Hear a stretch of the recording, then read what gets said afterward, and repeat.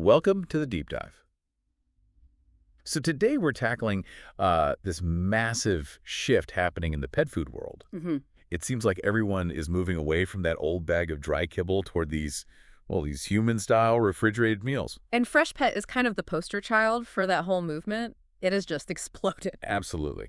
So our mission today is pretty simple. We're going to look past all that glossy packaging. Right. We want to analyze the ingredients, the actual science, the safety record, and what fresh really means for your dog's health, all based on the source material we've got. And that initial appeal is, you can't deny it, it's really strong. When you see it in the store, it just feels so much closer to a real meal. Yeah, Compared to that brown rendered stuff in kibble. That's the hook right there. Okay, so let's unpack this a bit. Looking at the source material, the advertised good stuff is pretty impressive. Oh, yeah. We're talking real meats, chicken, beef, turkey, even salmon sometimes. Organ meats are in there. And whole vegetables. Carrots, sweet potatoes, spinach. You can actually see the flecks of them in the food. Right, so it looks less like dry sawdust and more like, I don't know, something you might actually find in your own fridge. That's the psychological key for sure. And the process itself really matters just as much. How so? Well, the food is gently steamed, then it's refrigerated. It is not extruded under high heat like kibble is. Oh, okay. And that process results in a really high moisture content, which is exactly why owners say their dogs, especially the picky ones, just go crazy for it. Right, a sense of butt coming. But this is where it gets a little more complex. The nutritional profile can vary, and I mean significantly, depending on which recipe you grab. The rolls are different from the pouches. In what way?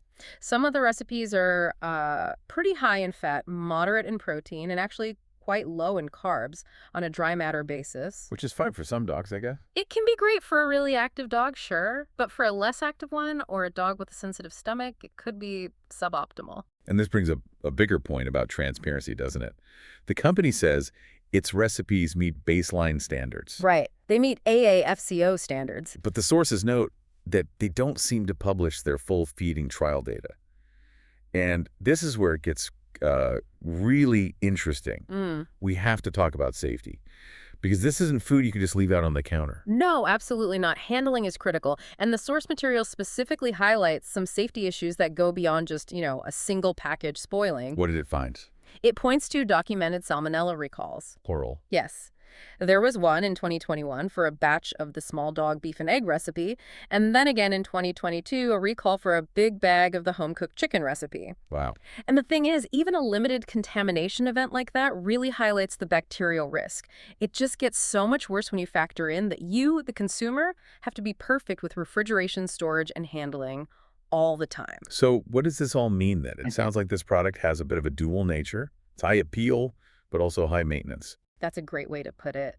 The verdict from the sources seems to be that, look, Freshpet can be a totally reasonable choice in some specific situations. Like for those picky eaters we mentioned. Exactly. Picky eaters, maybe dogs transitioning off kibble, or for owners who just really want a convenient, meat-forward meal. But, and this feels like a crucial but, Yeah. it is not some kind of miracle food. It is not a fail-proof premium option. Not at all. Yeah. The inconsistent nutrition, the recall history, you have to treat it like any other processed pet food. So rotate the recipes, watch your dog's health like a hawk. Right. And don't let that fancy packaging make you think it's some kind of health insurance for your pet. It's just marketing. At the end of the day, yeah. Yeah. So I guess the thought we want to leave you with is this. Considering the high price, the strict storage needs, and the documented salmonella risk, Yeah. how much value does the perception of freshness really add compared to the very real requirement for you to be constantly vigilant? What is the true cost of choosing marketing appeal over consistent, verifiable safety data? It's something to think about.